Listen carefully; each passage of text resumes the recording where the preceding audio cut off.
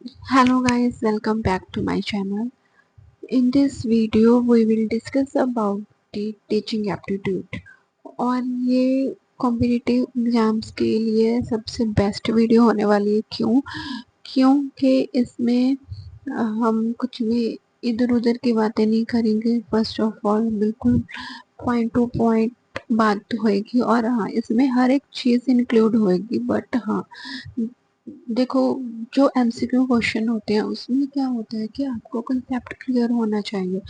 कुछ वर्ड जो कीवर्ड्स हो वो आप पिक करो ताकि आपको जो एमसीक्यू क्वेश्चन में आपको वो कीवर्ड देखो और इमीडिएटली आपको उसका आंसर पता हो कि हाँ ये इसमें आता है, इसमें आता है। ठीक है, तो ये नहीं है कि हम ऊपर ऊपर से कर लें तो एमसीक्यू आपका कॉम्पिटिटिव एग्जाम से निकल जाएगा। नहीं, हमें डीपली पढ़ना पड़ेगा, ये फैक्ट है। ठीक है, और इस वाली वीडियो में मैं हर एक चीज़ लेके चली हूँ। ठीक है, डेफिनेशन से लेके डायग्राम्स तक सब कुछ, और फर्स्ट टॉपिक से लेके लास्ट टॉपिक तक सब कुछ इन्वॉल्व है। इस वीडियो से बाहर कुछ भी नहीं आएगा, ये आप देख सकते हो। ठीक है, तो टाइम वेस्ट नहीं करते, स्टार्ट करते हैं। देखो, जैसे ही आप, और ये कुछ मतलब बिगनर्स के लिए नहीं कह सकते, अगर हाँ आप देखना चाहते हो देख सकते हो। ये सिर्फ पॉइंट टू पॉइंट बातें होंगी। ठीक है, तो डेफिनेशन में, एजुकेशन की डेफिनेशन में, ठीक है, अलग अलग है। मतलब लोग जिन्होंने अपनी डेफिनेशन दी है, सम टाइम डेफिनेशन के भी आप पे भी क्वेश्चन आ जाते हैं। तो मैंने कोशिश की है कि इससे बाहर कुछ भी ना आए, मतलब हर एक चीज़ को जितना कम से कम हो सके लाइंस में बस कंटेंट तो होना चाहिए, को इससे बाहर कुछ भी नहीं आएगा। ठीक है, सो देखो, स्वामी विवेकानंद क्या कह रहे हैं, उनकी डेफिनेशन के बारे में अगर कोई भी एमसीक्यू आता है तो आपने ध्यान रखना है कि उन्होंने मैनिफेस्ट किया था of the profession already in man. क्या कहते हैं कि एजुकेशन एज अ मैनिफेस्ट हो सकती है ऑफ प्रोफेशन का ऑलरेडी इन मैन, मैन के अंदर ऑलरेडी होता है प्रोफेशन। अरिस्टोल क्या कहते हैं, कहते हैं एजुकेशन इज अ, क्या है, creation of a sound mind in a sound body. ठीक है, तो आपको ये ऐसे लाइंस दी हुई हो सकती है और ऑप्शंस में दिया हो सकता है। किसने दिया, जैसे स्वामी विवेकानंद ने दिया, किसने है। ठीक है, तो आपको एटलीस्ट आपने एक बार पढ़ा होएगा तो आपको पता होएगा। अरिस्टोल का आपने याद करना है साउंड बॉडी के अकॉर्डिंग।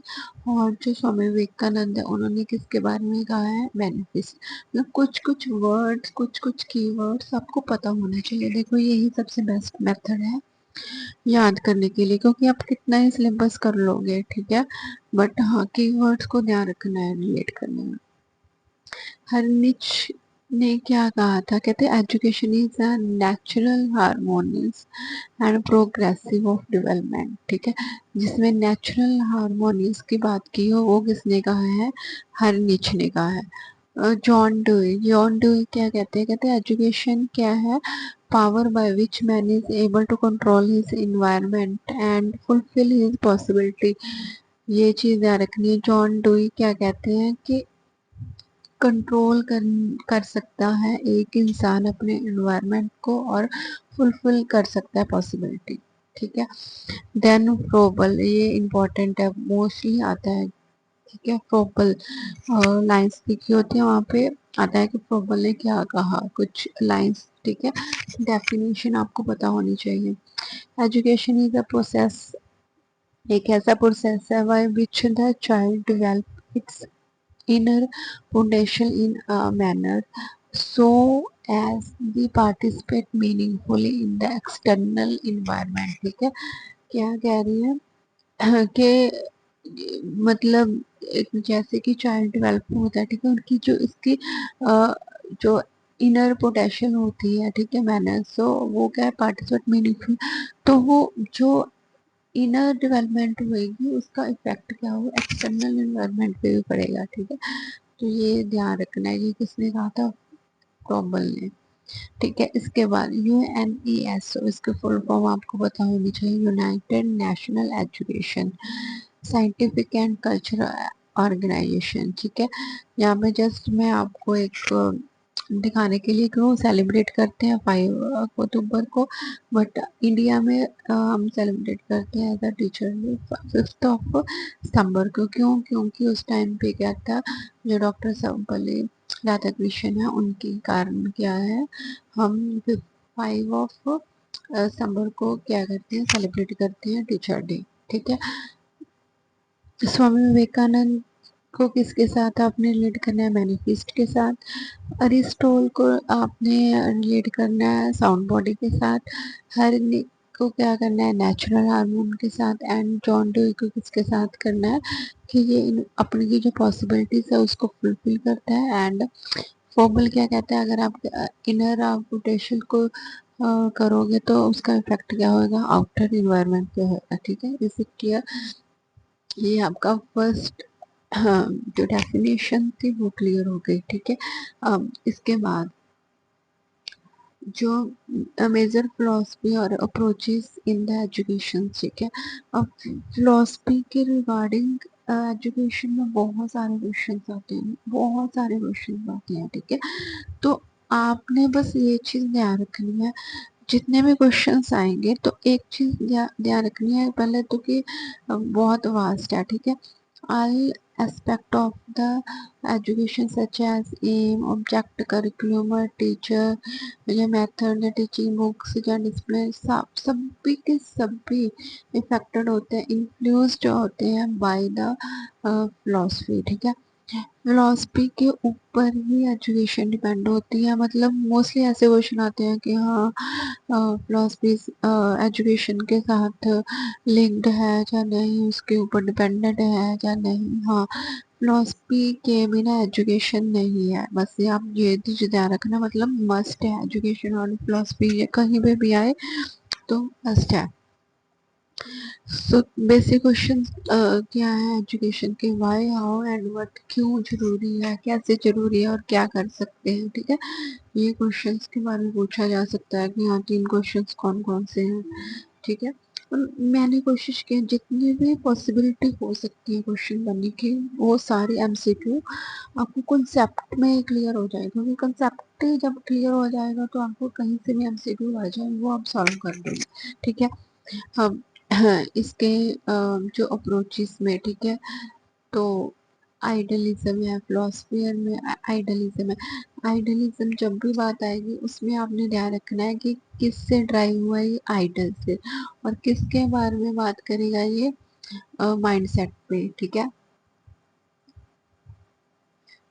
कि जो रियल आपकी नॉलेज है in a mind that is most important than the knowledge gained through the sense. ठीक है, जो सेंस के थ्रू आप नॉलेज लेते हो उसके मतलब उससे ज़्यादा इम्पोर्टेंट क्या है, जो रियल नॉलेज आप लेते हो, ठीक है, आपके माइंड में है। ठीक है, वो चीज़। नेचुरलिज्म, नेचुरलिज्म डिपेंड करता है, कहते बिल्कुल ओपोजिट है आइडियलिज्म से।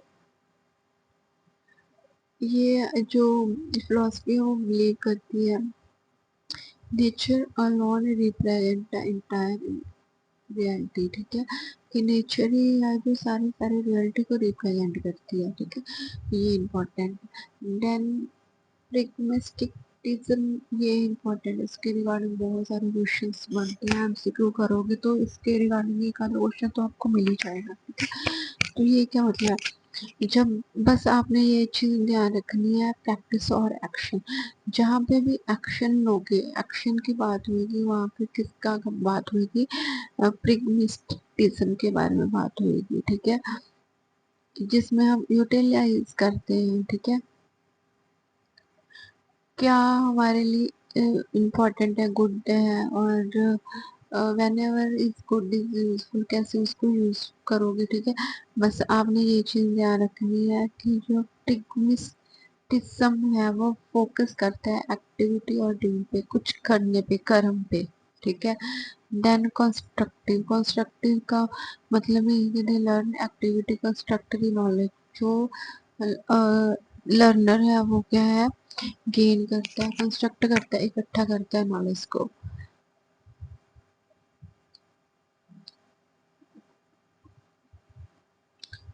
इसमें देखते हैं जो न्यू एक्सपीरियंस होते हैं, ठीक है, उसको एस्टिमेटेड करते हैं इनटू जो उसने ऑलरेडी आपके पास एक्सपीरियंस होता है, ठीक है। देन ह्यूमनिज्म, ह्यूमनिज्म में क्या होता है, responsible balance in life and regard humans, ठीक है।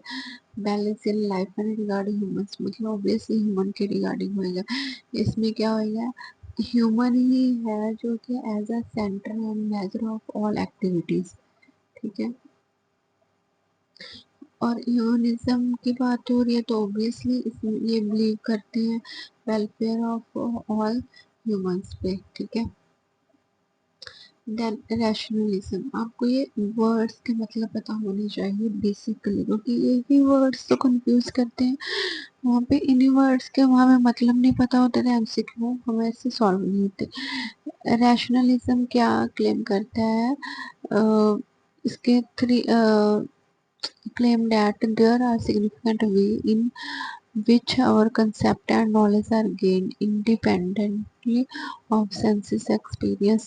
rationalism जो बात करता है वो senses के experience की बात करता है। हम आपके सेंसेस के थ्रू हम क्या कर सकते हैं, नॉलेज गेन कर सकते हैं, ठीक है। नॉलेज गेन कर सकते हैं independently of senses experience. Them in प्रीसिटल, ये क्लेम करता है कि सेंसेस जो एक्सपीरियंस है is ultimate source for all our concept and knowledge, ठीक है।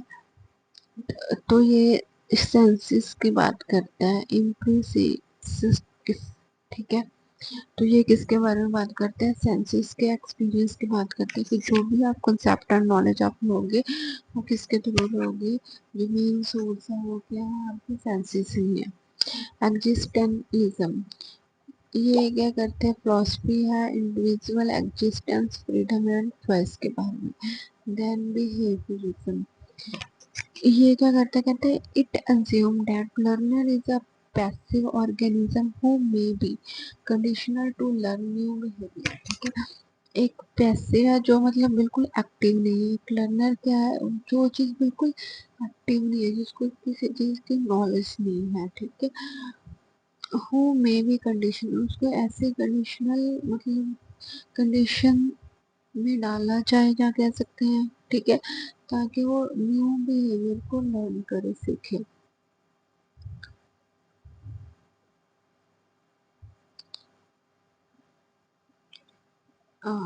और बिहेवियरिज्म को दो पार्ट्स में डिवाइड किया हुआ, first is law of exercise and law of effect, ठीक है। लॉ ऑफ एक्सरसाइज में क्या कहते हैं, कहते repeating a conditional response would strengthen the bond between the stimulus and the response। क्या मतलब है, मतलब रिपीटेड एक्शंस करने हैं ना, ताकि उसका कुछ ना कुछ रिस्पॉन्स हो, कुछ ना कुछ हम उसके साथ रिस्पॉन्ड करें, कुछ ना कुछ रिएक्शन हो। जिस मतलब इसके एग्जाम्पल क्या है, practice make a man perfect, सभी को पता है, बार बार लॉ ऑफ एक्सरसाइज मतलब बार बार उस चीज को रिपीट करना, सेम ही चीज को जितनी ज्यादा प्रैक्टिस करोगे उतना ज्यादा क्या मैन परफेक्ट हो जाएगा। जितने ज्यादा बार अब इस नोट्स को बार बार रीड करोगे तो ऑब्वियसली एक ना दिन आप इसको मतलब परफेक्ट हो जाओगे, ठीक है। देन बिहेवियरिज्म कैसे चेंज होता है, law of effective, law of effect is the principle of the reinforcement, reinforcement और पनिशमेंट। रीइंफोर्समेंट का मतलब होता है रिवार्ड करना, ठीक है। लॉ ऑफ इफेक्टिव किस काम पे बात इफेक्ट होती है, रीइंफोर्समेंट जिसमें हम रिवॉर्ड देते हैं, पनिशमेंट देते हैं, ठीक है। प्लेजर मिलता है and pains resulting from previous behaviour decide, आपका जो पास्ट होगा, ठीक है, आपके पास्ट में कितना मतलब टाइम ऑफ वेस्ट करके आपने टाइम स्पेंड किया है, ठीक है, उसका उसी भी यहाँ पे आपका फ्यूचर का जो बिहेवियर है वो डिसाइड होगा, ठीक है। जेस्टरल फिलोसफी कहते हैं ये क्या होती है,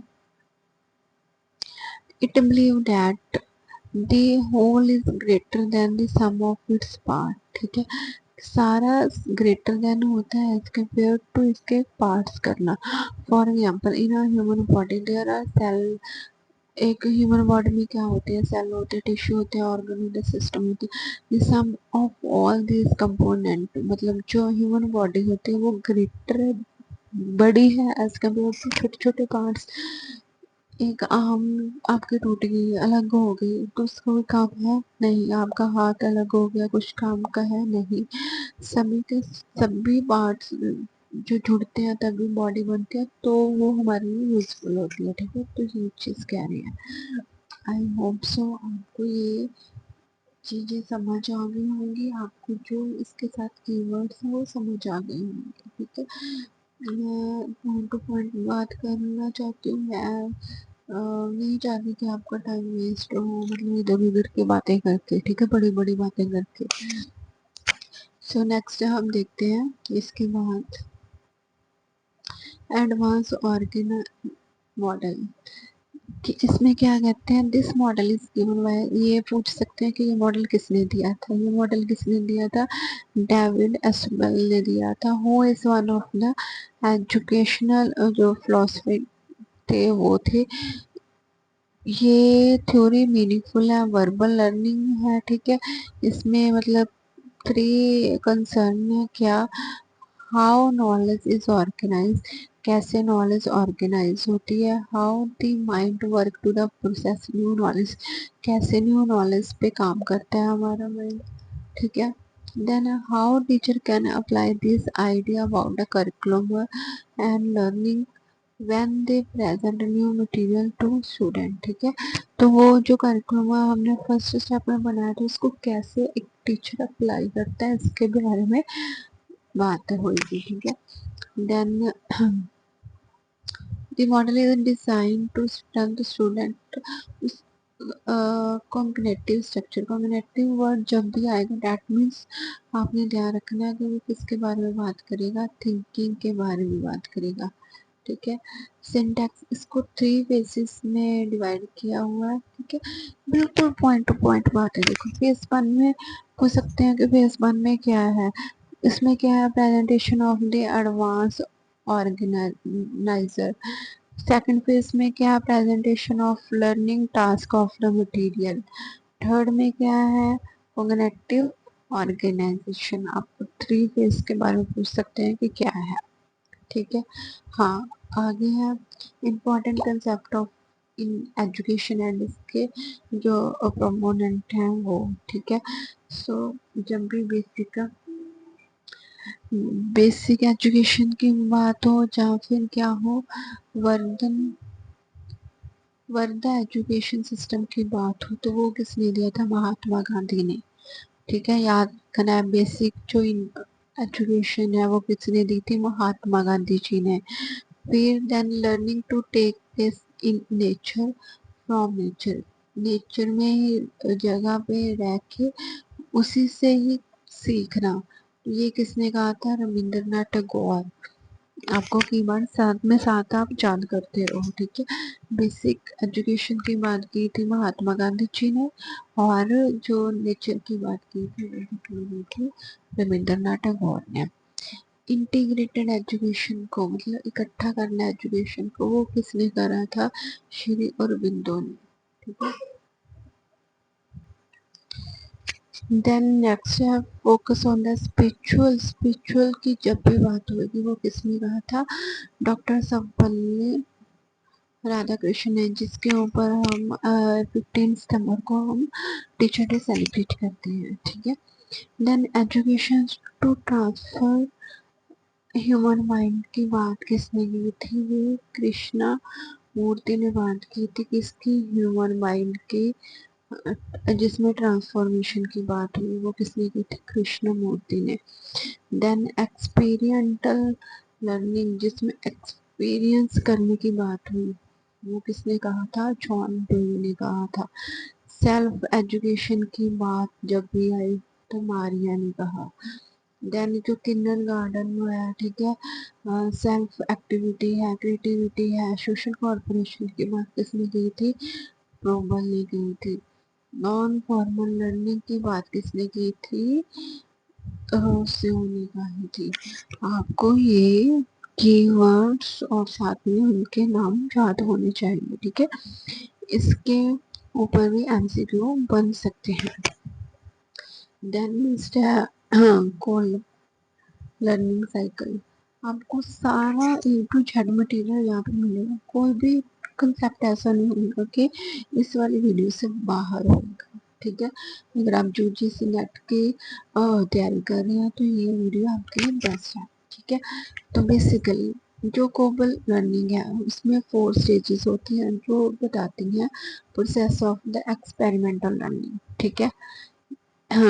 आपने बस इसमें 4 जो स्टेजेस हैं वो अच्छे से याद करनी है। पहला क्या है, कॉन्क्रीट लर्निंग। कॉन्क्रीट लर्निंग का क्या मतलब, जब भी वर्ड यूज होएगा कॉन्क्रीट तो मतलब उसमें क्या होएगा, जो आपके पास नॉलेज है उसमें और ऐड ऑन करना, ठीक है। आपकी जो जिस नॉलेज आपके पास है उसमें और नॉलेज को ऐड करना, उसको बोलते हैं कॉन्क्रीट। कॉन्क्रीट क्रिएट करना, कॉन्क्रीट दोबारा से क्रिएट करना और ज़्यादा क्रिएट करना, ठीक है, नाम से ही आप याद रखना। देन आ गया रिफ्लेक्सिव ऑब्जर्वेशन। रिफ्लेक्सिव ऑब्जर्वेशन क्या मतलब है, जिसमें हम देखते हैं, कंसीडर करते हैं what happened and how it felt, क्या हुआ और कैसे हुआ, ठीक है। रिफ्लेक्ट, उसका रिफ्लेक्ट क्या हुआ, ठीक है।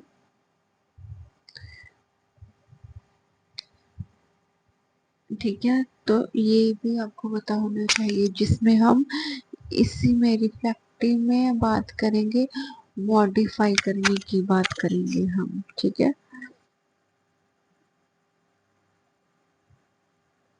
ठीक है, जिसमें मॉडिफाई करने की बात होगी, सॉरी इसमें, ठीक है, रिफ्लेक्सिव में मॉडिफाई बात करेंगे।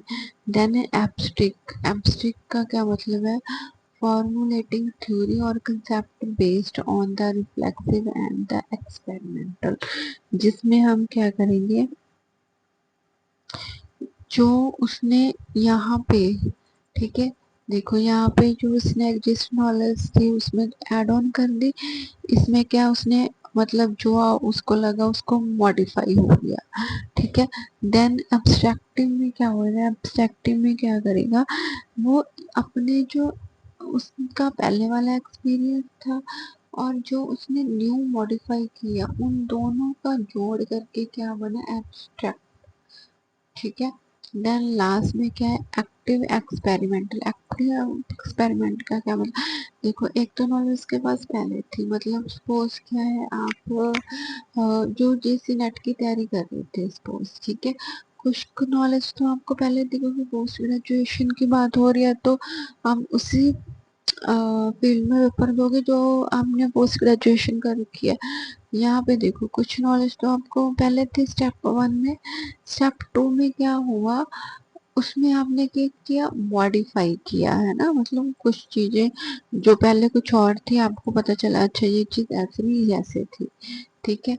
देन थर्ड पे जो आपका पहले का एक्सपीरियंस था प्लस जो आपने अभी सीखा रिफ्लेक्ट किया उनका थर्ड स्टेप बन गया। नंबर 4 में आप क्या करोगे, एक्टिव एक्सपेरिमेंट, मतलब जो चीज अभी तक आपने सीखी उसको क्या करोगे, अप्लाई करोगे न्यू आइडिया को, ठीक है। तो ये 4 स्टेजेस हैं, आपने ध्यान रखनी है।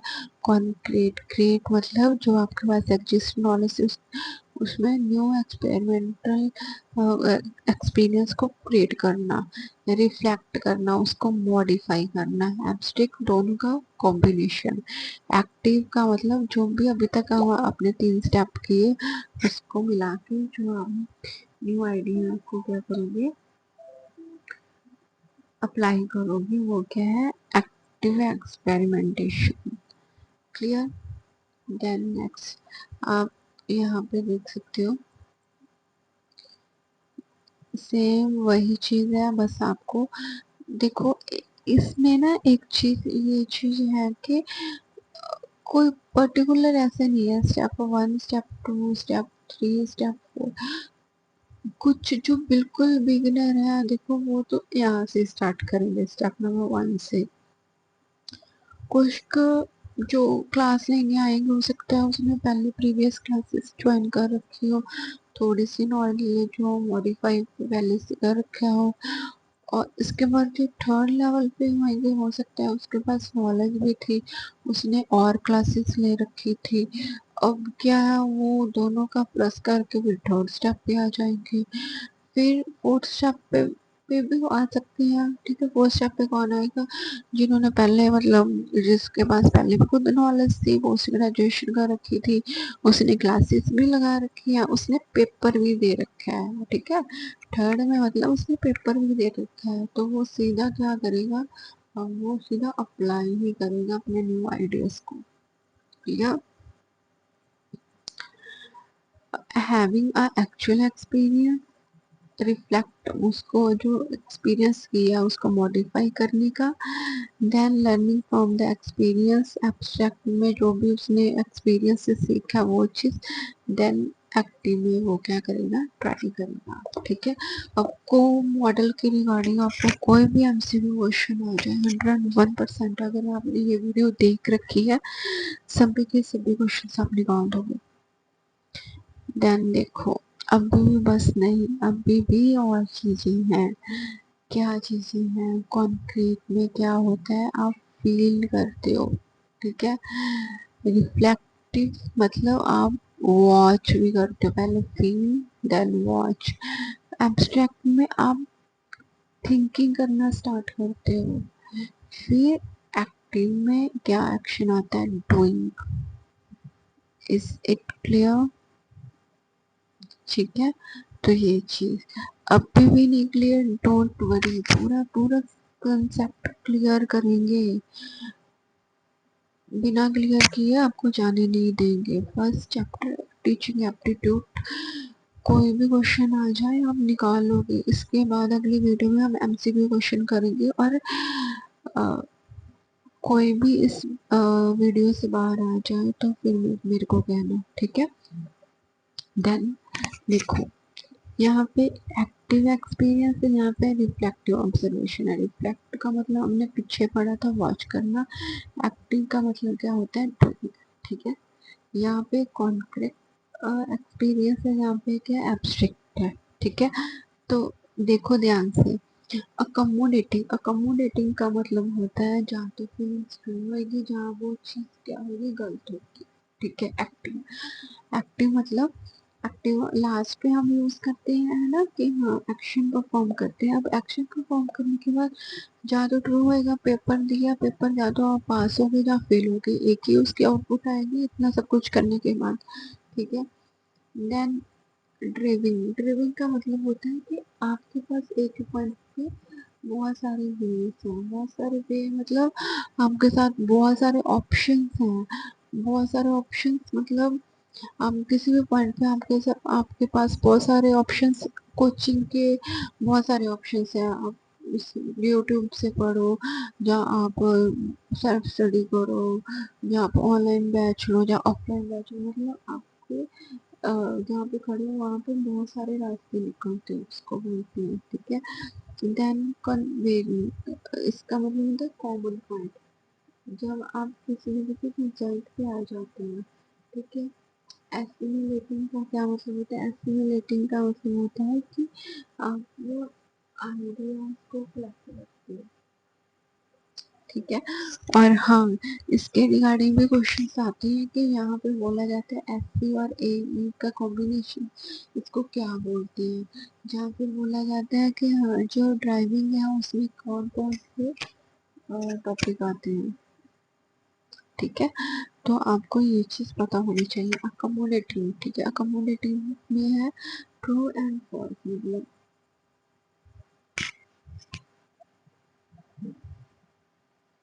या तो आपका रिजल्ट पॉजिटिव आएगा या नेगेटिव आएगा। ये किस चीज में होएगा, स्टार्टिंग में।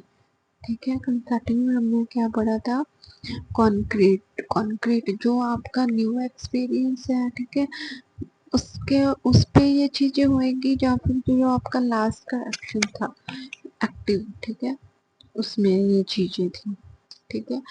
रिफ्लेक्सिव में क्या होता, जिसमें आपके पास नंबर ऑफ पॉइंट्स थे। नंबर ऑफ पॉइंट क्या थे, या तो स्टार्टिंग वाले स्टेप में था, या फिर फर्स्ट वाले स्टेप में था, या सेकंड वाले स्टेप में था। एक आपके पास नॉलेज थी, नॉलेज को आपने मॉडिफाई कर लिया, आपके पास डिफरेंट डिफरेंट क्या उसके बाद ऑप्शंस हैं कि आपने उसको उसके बारे में सोचना है या नहीं सोचना है, ठीक है। देन कन्वीनिंग मतलब आपके पास एक कॉमन पॉइंट, कॉमन पॉइंट कहाँ पे है, यहाँ पे आप क्या करोगे, यहाँ पे आपने सोचना स्टार्ट कर दिया। आप सोचोगे कब, जब आपके पास जब आपने मन बना लिया कि हाँ मैंने ये काम करना है, ठीक है। अगर मन बना ही लिया फिर उसको आप करोगे भी, डूइंग भी करोगे। डूइंग किस में था, एक्टिव में था। देन एसेमुलेटिव जिसमें आप कलेक्ट करते हो आइडिया को। आइडिया को कहाँ पे कलेक्ट करते हो, एक तो एब्स्ट्रैक्ट में भी कलेक्ट किया आपने, ठीक है, जहाँ पे आपने सोचना स्टार्ट किया, और जहाँ पे आपने मॉडिफाई किया वहाँ पे भी आपने क्या किया, डाटा को कलेक्ट किया। बस आपने ये चीज़ ध्यान रखनी है। अकोमोडेटिव बिल्कुल फर्स्ट वाला स्टेप और लास्ट वाला स्टेप, मतलब 1 से लेके 4 वाला स्टेप, जिसमें यहाँ पे फर्स्ट स्टेप और सेकंड स्टेप मतलब और भी आपके पास चॉइस है थर्ड फोर्थ सेलेक्ट करने की, जिसमें कॉमन पॉइंट है। कॉमन पॉइंट कहाँ पे है, जहाँ तो आप जहाँ पे सोच रही हो वहाँ पे, जहाँ फिर जहाँ पे आपने करना है वहाँ पे, ठीक है। तो ये सारी चीजें आपको पता होनी चाहिए। नेक्स्ट है आपके पास कितने टाइप्स की होती है teaching, formal, informal and non formal, ठीक है। इतना डीप ये इम्पोर्टेंट है, और इसके लिए मैंने एक चार्ट में सब कुछ एक्सप्लेन कर दिया। बाहर इधर उधर घूमने की कुछ जरूरत नहीं है, एक ही चार्ट में सब डिफरेंस क्लियर हो गया और आपको पता चल जाएगा कि किसका मतलब क्या है, ठीक है। एक एक चीज आपको मैंने क्लियर कर रखी है, इसमें कुछ भी इस चीज से बाहर नहीं जाएगा, ठीक है। ये चीज आपने बस ध्यान रखनी है। फॉर्मल, फॉर्मल, पहले फॉर्मल के बारे में बात करते हैं। फॉर्मल लर्निंग होती है जो आपको स्कूल में होती है, ठीक है। पहले मैं बता देती हूँ कि किसका क्या मतलब, फिर आपको इजी हो जाएगा। नॉन फॉर्मल इनफॉर्मल की बात होती है, तो ये वो वाली होती है यहाँ पे हम क्या करते हैं, अ,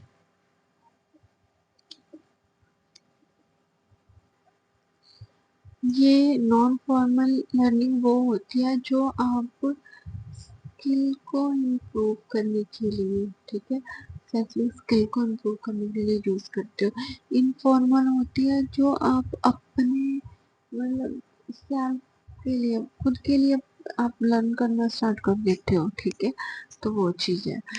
तो स्कूल में क्या होते हैं, सर्टिफ जो भी आप करते हो, क्लास करते हो, ठीक है, जहाँ कॉलेजेस में आप करते हो तो उसमें आपको सर्टिफिकेट मिलता है, ठीक है। और जब हम स्किल इम्प्रूव करते हो तो उसके लिए क्या होता है, to increase knowledge and skill यहाँ पे इम्प्रूव होती है। बट जब आप अपने लिए सेल्फ के लिए बस शौक के लिए पढ़ते हो तो वहाँ पे कुछ भी ऑब्जेक्टिव नहीं होता है, सब कुछ आप अचानक लर्निंग करते हो, ठीक है। तो ये है इसका एम, ठीक है। स्कूल में पढ़ने का एम क्या, सर्टिफिकेट मिलता है। नॉन फॉर्मल में क्या होता है, आपकी स्किल इम्प्रूव होती है एंड आप लर्न करते हो। बाकी इनफॉर्मल प्लेस क्या होता है, स्कूल में क्या होता है, मतलब इंस्टीट्यूट होते हैं, ठीक है। अगर कुछ स्किल इम्प्रूव करने जा रहे हो तो हो सकता है आप घर में करो, लाइब्रेरी में करो, जो कुछ ओपन स्पेस हो, ठीक है, मतलब कुछ ना कुछ जगह होगी। इनफॉर्मल के लिए आपके पास कुछ जगह होना जरूरी नहीं है। एज ग्रुप क्या होती है, ऑब्वियसली आप स्टूडेंट हो तो आपकी एज लिमिट होगी। अगर स्किल इम्प्रूव करना चाहते हो तो इसकी भी कुछ ग्रुप नहीं होता, कुछ एज नहीं होती। वो सेल्फ स्टडी करना चाहते हो तो उसकी भी कोई एज नहीं होती, ग्रुप नहीं होती। सिलेबस किस में होएगा, स्कूल में सिलेबस होएगा, और अगर आप स्पेसिफिक स्किल इंप्रूव कर रहे हो तो वो भी तो कुछ सिलेबस होएगा। अगर आप सेल्फ के लिए पढ़ रहे हो तो उसका कुछ सिलेबस नहीं हो सकता, आप किसी भी सब्जेक्ट की कुछ भी नॉलेज ले सकते हो। टेक्स्ट बुक है एग्जामिनेशन ऑब्वियसली स्कूल्स में होता है, और जो स्किल इंप्रूव कर रहे हो तो उसके लिए भी होता है। देन अगर सेल्फ स्टडी कर रहे हो तो उसके लिए नहीं होता। Next you can see aims of education, education की एम क्या है, ठीक है। Social aim, spiritual aim, vocational aim, cultural aim, moral aim, intellectual aim, ठीक है। इस इंडिविजुअल एम, ये सारे के सारे एम्स हो सकते हैं। इसमें जैसे नाम है वैसे ही इसका काम है, मतलब आपको नाम से क्लियर हो जाएगा, ठीक है। सो नेक्स्ट है हमारे पास हम कितने आगे टाइप्स के होते हैं, ठीक है, आपके एजुकेशन, तो उसके बारे में डिस्कस करते हैं। जो बेसिक टीचिंग मॉडल्स हैं, ठीक है, इसमें आपका क्वेश्चन आएगा बेसिक टीचिंग मॉडल्स कौन कौन से हैं, ठीक है।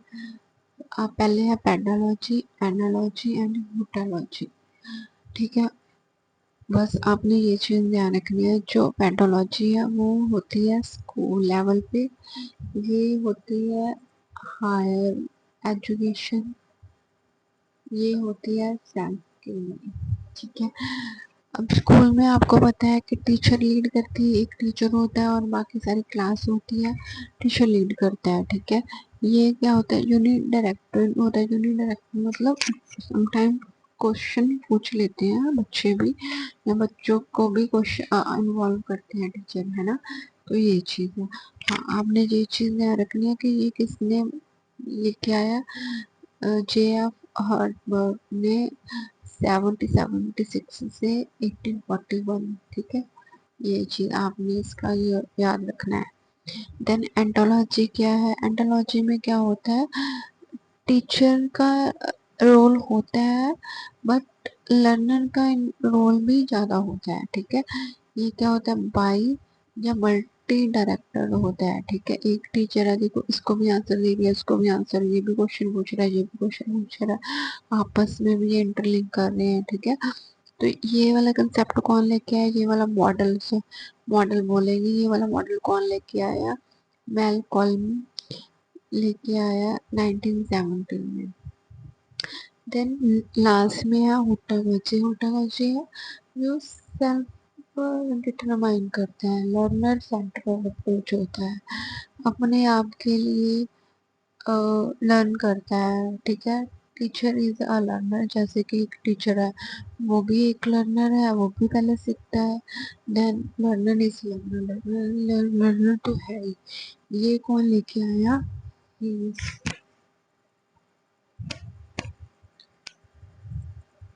और के ऑन लेके आया, ठीक है। 2020 का ये मॉडल है।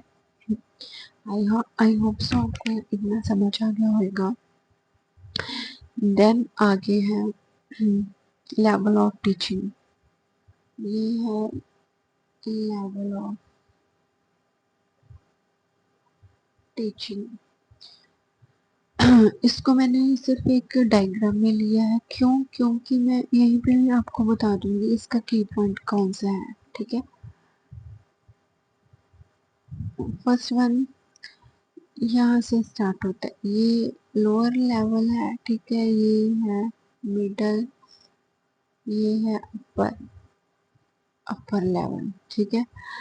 तो सबसे पहले क्या आता है, मेमोरी लेवल। मेमोरी लेवल का क्या है, जहाँ पे लीस्ट आउटपुट, जहाँ पे बिल्कुल कम सोचना पड़ता है, ठीक है। किसने दिया था, ये बाय हंट ने दिया था।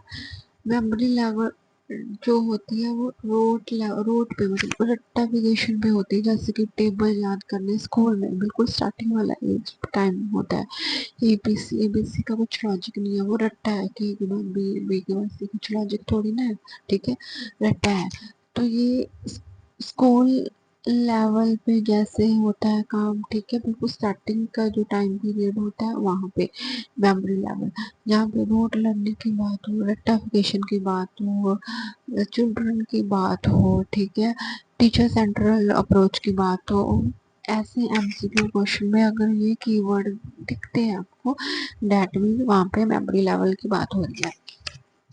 Then next understanding level. Understanding level यहाँ पे कॉलेज लेवल की बात कर सकते हैं कि यहाँ पे बच्चे थोड़े मेच्योर हो जाते हैं, यहाँ पे सोचना स्टार्ट कर देते हैं, थॉटफुल होता है।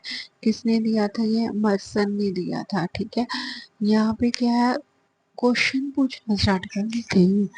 हाँ, अगर ये चीज ऐसी है तो ये क्यों है, मतलब वाई, ठीक है, तो यहाँ पे वाई आ जाता है, ठीक है। देन लास्ट जो अपर लेवल पे यहाँ पे है रिफ्लेक्टिव लेवल।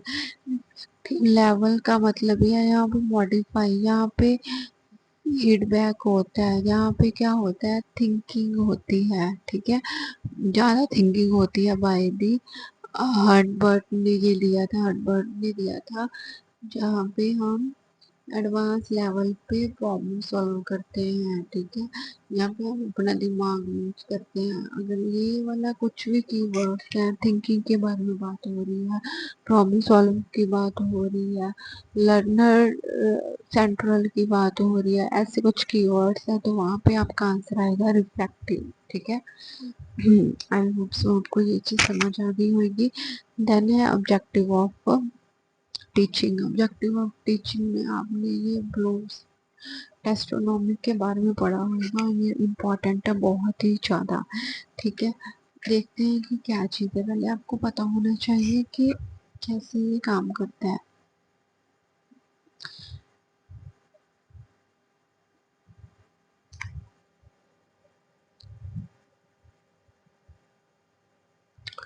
ओके, सो ये ऐसे स्टार्ट होता है, यहाँ पे सिंपल, देन यहाँ पे कॉग्निटिव, और ऊपर जाके आ जाता है कम्प्लेक्स, ठीक है। क्या मतलब मैं बताती हूँ। सबसे पहले स्टेप होता है इसमें नॉलेज। स्टेप नंबर 1 पे क्या है, नॉलेज। नॉलेज में क्या करते हैं, रिकॉल ऑफ द इंफॉर्मेशन, आपके पास जितने भी नॉलेज है उसको आप रिकॉल करते हो। डिस्कवरी, देन ऑब्जर्वेशन होती है, लोकेशन, नाम, किसी चीज़ का नाम या कुछ भी, जितनी नॉलेज है मतलब वो चीज़ आ जाती है। स्टेप नंबर 1 जितना आपको पता है, ठीक है, वो सब कुछ है जहाँ पे अभी आप हो, कुछ न्यू नहीं सीख रही हो, बिल्कुल जहाँ पे पढ़ाई छोड़ दी वहाँ पे हो। देन है आगे कंप्रीहेंशन। कंप्रीहेंशन का मतलब ये होता है कि थोड़ा सा थिंकिंग स्टार्ट करना, थोड़ा सा अंडरस्टैंडिंग लेवल, ठीक है। यहाँ पर डेमोस्ट्रेटिव लेवल आ जाता है। ये सारे कीवर्ड्स आपने याद रखने हैं। यहाँ पे अंडरस्टैंडिंग आ जाएगा, ट्रांसलेटिंग वर्ड आ जाए, समराइजिंग आ जाए, डेमोस्ट्रेटिव या डिस्कसिंग मेथड है वो किस में आता है, कंप्रीहेंसिव, जो कि है स्टेप नंबर 2।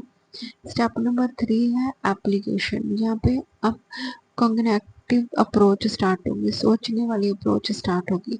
यहाँ पे आप अपनी नॉलेज को अप्लाई करते हो, प्रॉब्लम को सॉल्व करते हो, डिजाइन करते हो, एक्सपेरिमेंट करते हो। देन नंबर 4 पे एनालाइज। एनालिसिस का क्या मतलब है, यहाँ पे आप आइडेंटिफाई करते हो, एनालाइज करते हो पैटर्न को। एनालिसिस का मतलब भी होता है कि आप छोटे छोटे पार्ट में उसको ब्रेक करते हो, ठीक है, प्रॉब्लम को सॉल्व करने की कोशिश करते हो। देन स्टेप नंबर 5 में क्या होता है, सिंथेटिक। सिंथेटिक का मतलब क्या होता है, जो पार्ट्स को आप जोड़ के, जो ओल्ड कंसेप्ट है उसको जोड़ के आप न्यू आइडिया, सिंथेटिक वर्ड जब भी आएगा उसके साथ अगर न्यू आइडिया आ जाएगा, न्यू आइडिया, तो चुप करके उसको टिक कर देना, ठीक है। क्योंकि जहाँ पे ब्रेक करने की बात आएगी वो एनालिसिस होएगा, जहाँ पे अप्लाई करने की बात होएगी वो एप्लीकेशन होगी, जहाँ पे आप थोड़ा सा कुछ मतलब डेमोस्ट्रेटिव या कुछ भी डिस्कस करने की बात होएगी वो कंप्रीहेंसिव होएगी। नॉलेज में जो आपने पहले से ऑब्जर्व कर रखा है वो सब आएगा। देन लास्ट पे एवोल्यूशन पे क्या होएगा, जब आप कंपैरिजन करोगे आइडिया का, ये सही है जो वो सही है, आउटकम देखते हो, सॉल्व करते हो, जज करते हो, रेटिंग देते हो, ठीक है, तो ये सब कुछ में किस में आता है, एवोल्यूशन में आता है। देन ये रहा, हाँ ये मॉडल जो आपने देखा, ये मॉडल है 1956 का, ठीक है, स्टार्टिंग का ये मॉडल है, ठीक है, और ये मॉडल आप देख रहे हो 2001 का, ठीक है। तो देखो इसमें क्या है, इसमें स्टेप थोड़े से चेंज कर दिए। स्टेप नंबर 1 पे जैसे यहाँ पे नॉलेज की, नॉलेज उनको नहीं समझ आई कि क्या मतलब नॉलेज का, तो इन्होंने यहाँ से स्टार्ट किया कि रिमेम्बर, रिमेम्बर में क्या है कि आप कॉल करो वही चीज, नेम काम सेम या बट उसको नाम चेंज कर दिया, नॉलेज नहीं, अब रिमेम्बर, रिमेम्बर करो जितनी भी आपको नॉलेज है उसके बारे में याद करो। देन सेकंड स्टेप उसको अंडरस्टैंड करो, देन थर्ड पे उसको अप्लाई करो, ठीक है। वहां पे क्या था, फर्स्ट स्टेप आपका नॉलेज, दूसरा स्टेप था आपका कंप्रीहेंशन,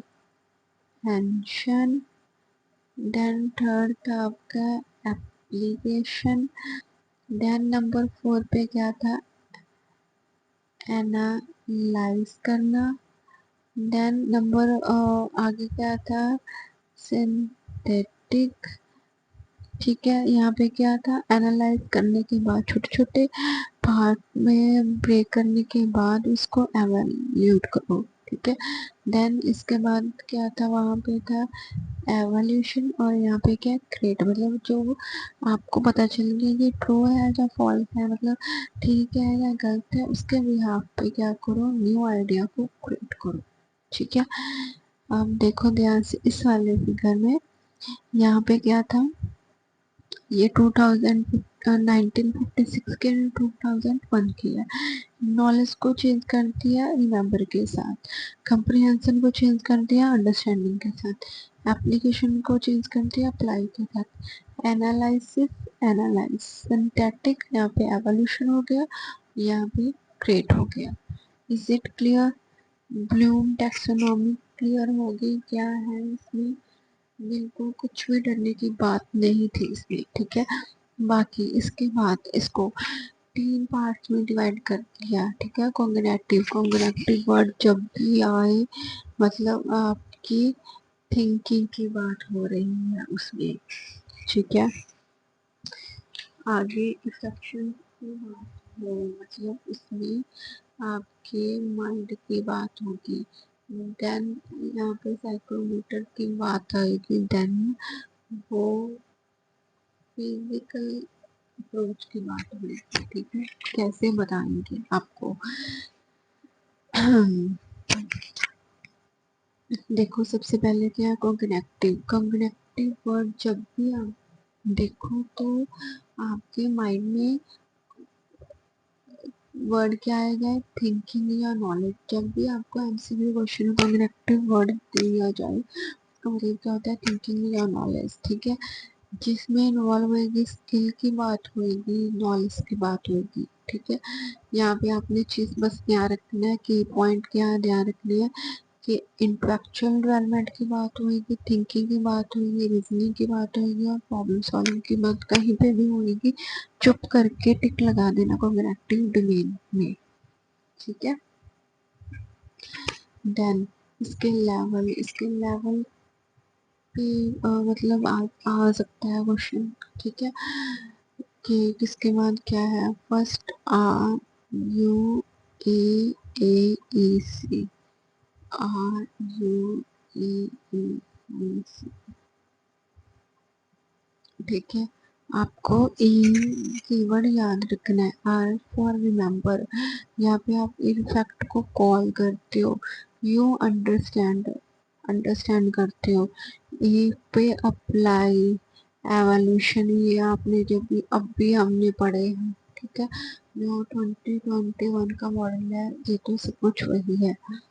देन नेक्स्ट है इफेक्टिव डोमेन, इफेक्टिव डोमेन जब भी आ जाए दैट मीन्स फीलिंग की बात होगी, एटीट्यूड की बात होगी, या फिर वैल्यूज की बात होगी, या फिर इमोशंस की बात होगी, वैल्यू की बात होगी, मोटिवेशन की बात होगी। इसमें क्या होती है, RRBOC,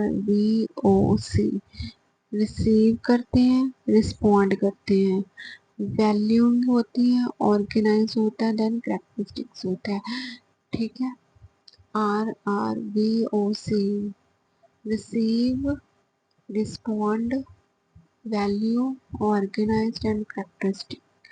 देन साइकोमोटर की बात हो रही है, देन उसमें क्या आएगा, फिजिकल स्किल की बात आएगी, मूवमेंट की बात होगी, कोऑर्डिनेशन की बात होगी, मोटर स्किल एरिया की बात होगी। तो इसमें आपने देखना है RSGMCAO,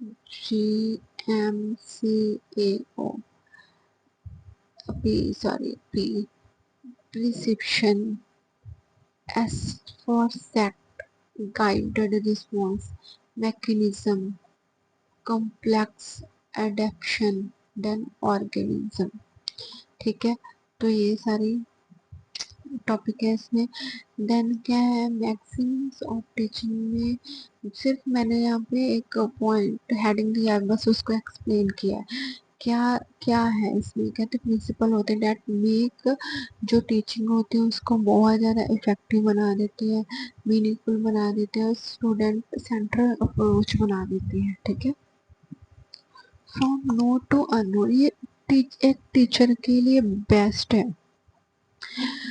नो टू अनो का क्या मतलब है, जितना बच्चे को नॉलेज है, पहले जितना उसको पता है उससे स्टार्ट करके जो नहीं पता वहां तक लेके जाना। ठीक है, clear, known to unknown, simple to complex, पहले बिल्कुल सिंपल से स्टार्ट करो। अगर पहले कम्प्लेक्स फॉर्मूले बताने स्टार्ट कर दोगे तो वो नहीं। जब भी आप लेक्चर स्टार्ट करो पहले सिंपल बताओ चीजें, देन उसके बाद कॉम्प्लेक्स पे जाओ। कॉन्क्रीट टू एब्स्ट्रैक्ट, पहले उसको क्या हो, कॉन्क्रीट करना सिखाओ। कॉन्क्रीट का मतलब मैंने आपको पहले ही बताया था, है ना।